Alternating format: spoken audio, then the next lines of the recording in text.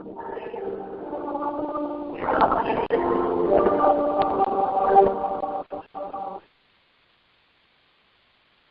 Lord be with you. A reading from the Holy Gospel according to Mark.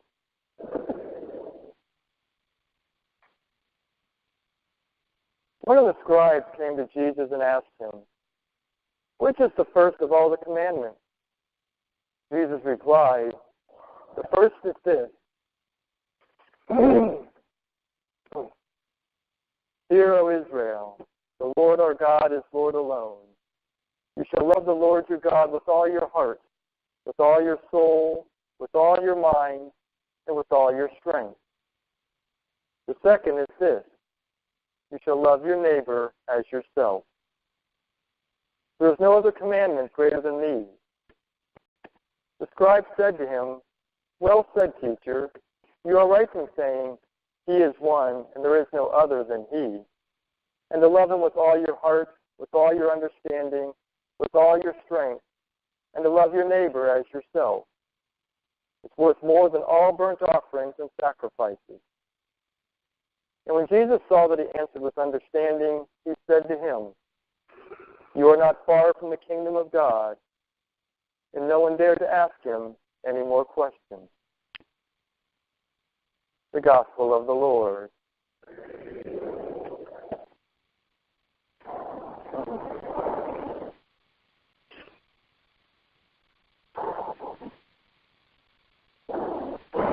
Love, love, love, love, love, love. That's all we heard today. First reading, love God with all your heart, with all your strength, with all your soul. Responsorial psalm, I love you, Lord, my strength. Jesus says again, love God with all your heart, all your strength, all your soul. He even adds with all your mind, and love your neighbor as yourself. Love, love, love. So what exactly is Jesus talking about when he says, love God with all your heart, all your strength, all your mind, and all your soul? And let's face it, God doesn't exactly need anything from us. We're not going to make him any better by loving him. We don't improve on who God is. We can't perfect him. He's already perfected. So how are we actually supposed to love God? He is love. Well, Jesus gives us a very simple answer. In one of the other gospel passages, he says, if you love me, you will keep my commandments. So how do we love God? By keeping his commandments. All of his commandments. And not just the ones that he wrote on stone tablets that he gave to Moses 4,000 some years ago. Every commandment he's ever given since the creation of man, all the way down to the present day. Every commandment we hear about in Scriptures, every commandment that is taught to the tradition of the church. Following those commandments is how we love God. And we are called to do this in every area of our life. Because loving God is not a part-time thing, it's supposed to be an all-time thing. And Jesus reiterates the importance of doing that for three reasons. The first reason is because loving God is what opens us up to experience his love. If we do not elect to follow God's commandments, we block God's love from entering into us. The first reading tells them that if you follow my commandments, then you will experience the land of milk and honey. But what that equates for us is, when we follow God's commandments, we're able to enter into that beautiful land of milk and honey he promised, which is the heavenly kingdom. The corollary to that is, if we do not follow the commandments, then our experience of God is less.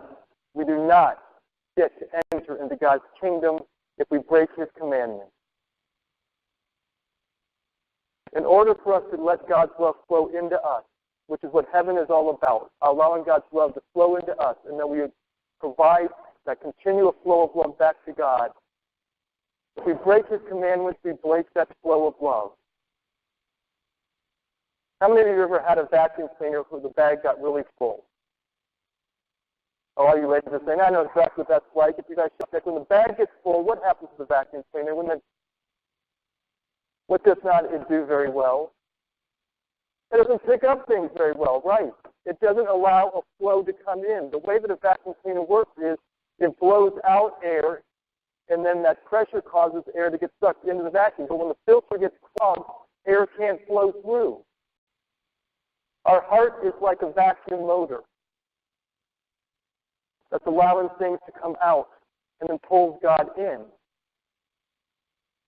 And our mind, our intellect is a filter. So when our filter, our mind gets clogged up with evil desires, with sinful tendencies, when our mind starts to think that we don't have to follow the commandments of God, we start to block the flow. We can no longer let love come out, and we can no longer let love come in. Try using a vacuum cleaner when it's totally full and see what happens. The motor burns up. And our heart also stops functioning properly when we do not allow God's love to enter. And that's what happens when we break the commandment. Any commandment just clogs us up. And not only can we not experience God's love, but we cannot give God's love. So in order for us to truly embrace God, the commandments are necessary. The second reason why Jesus says we have to follow the commandments in totality, that we have to love God completely, is because God is the definer of all that is true and good. Jesus says, I am the truth that will set you free. His commandments point us to how to properly live a life, how to live in the truth.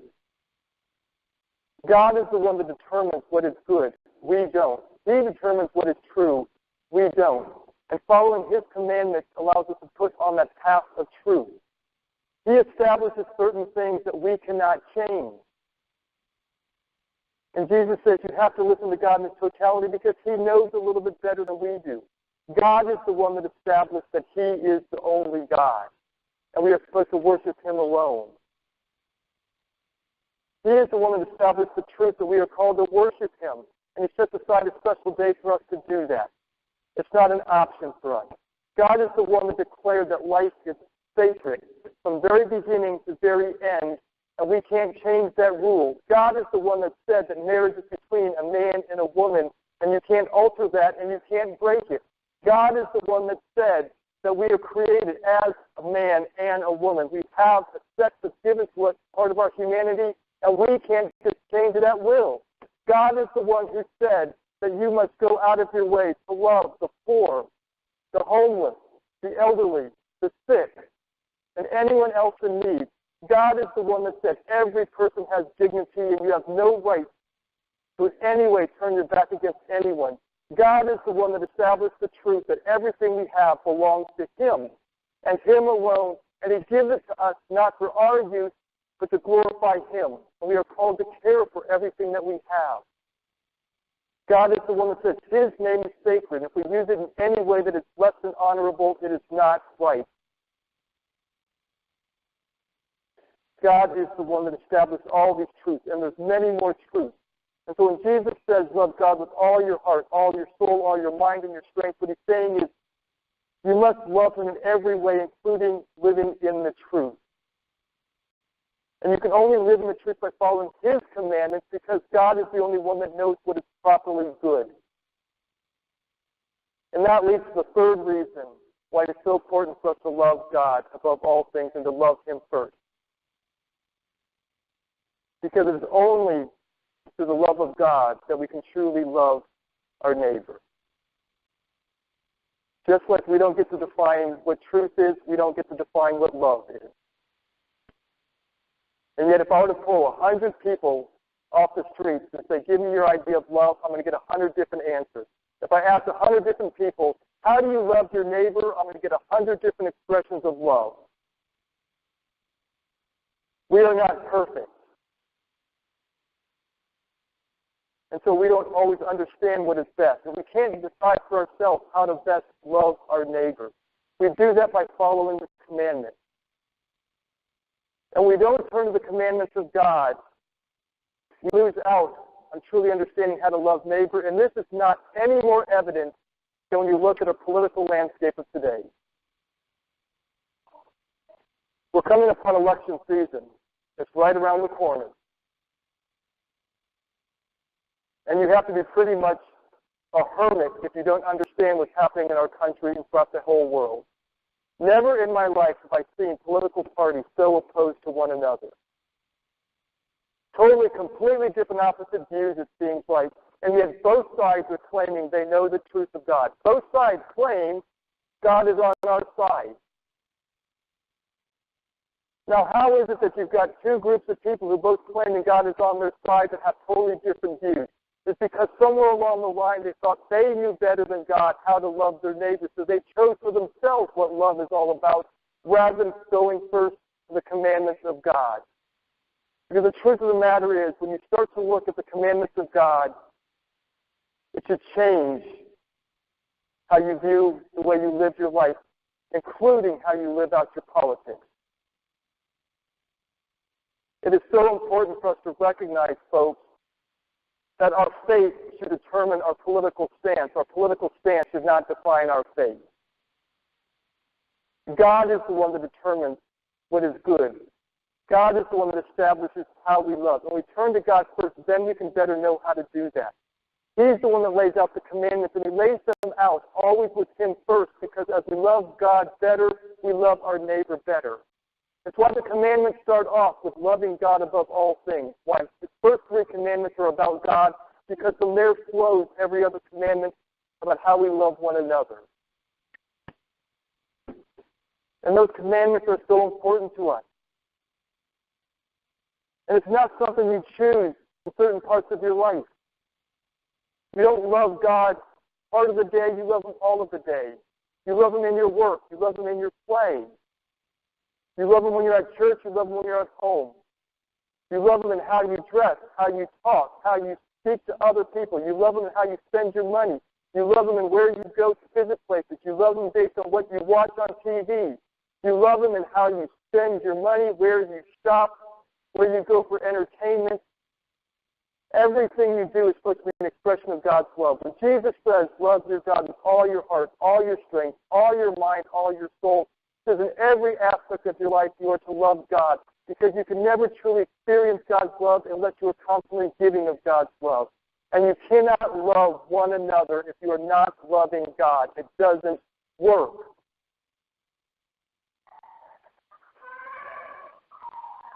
You know, I'm betting you if I were to ask everybody here who loves God, you're all going to raise your hands. Well, the kids will all raise their hands. All the adults are like, I don't want to raise my hand.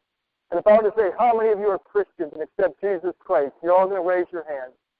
Well, the kids are already doing it. I didn't really ask the question. You'll all be enthusiastic about it, too, if you weren't in the middle of one of my homilies. Now, if I were to ask the question, how many of you are staunch Republicans? You might be a little bit reluctant to raise your hand in front of a crowd of people. What if I said, how many of you are devout Democrats?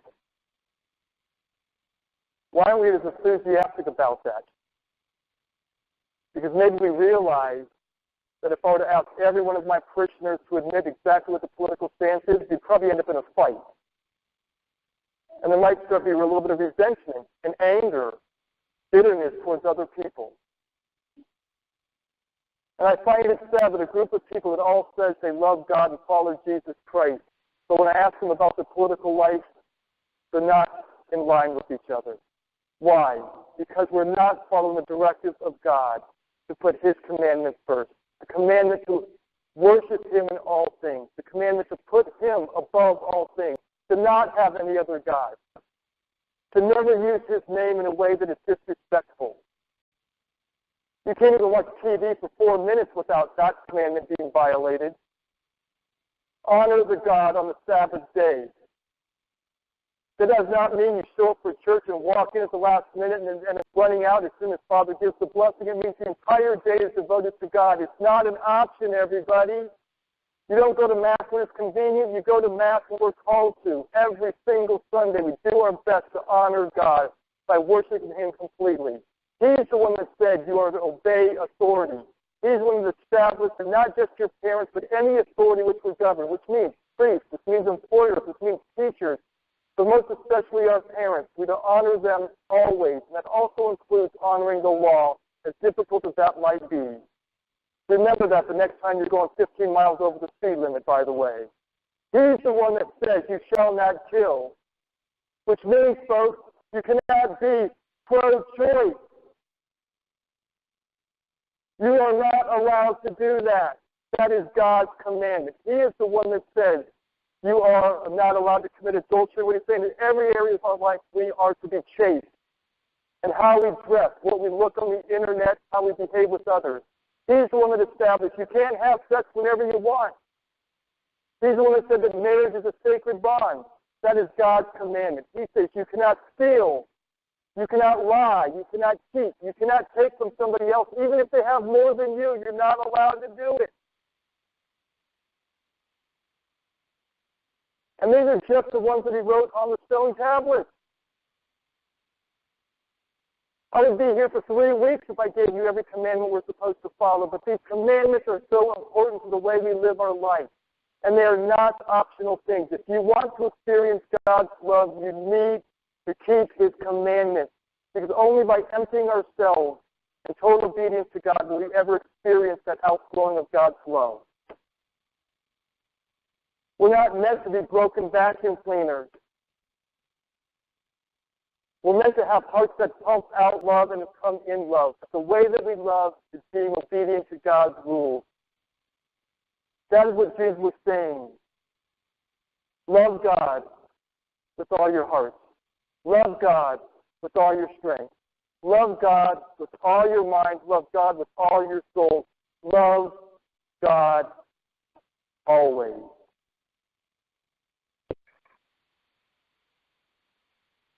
Our faith is not a part-time thing. Our faith is an all-time thing.